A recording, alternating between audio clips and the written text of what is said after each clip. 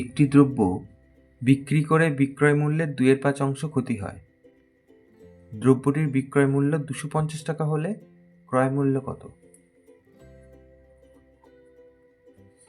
তাহলে এখানে বিক্রয় মূল্য প্রথমে বলেছে 250 টাকা, সেটা আমরা প্রথমে লিখব।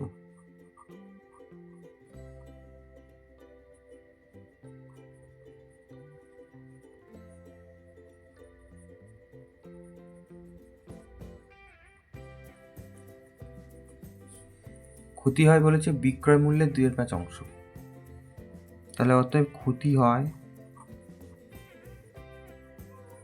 তো এই যে 250 টাকা বিক্রয় মূল্য তার 2/5, তাহলে 5 5 25, তার মানে 100 টাকা ক্ষতি হয়। তাহলে ক্রয় মূল্য কত ছিল? দুটো মিলিয়ে ছিল, তাহলে অতএব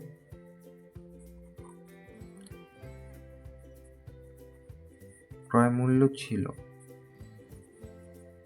দুটো যোগ করলেই আমাদের হয়ে যাবে এত টাকা।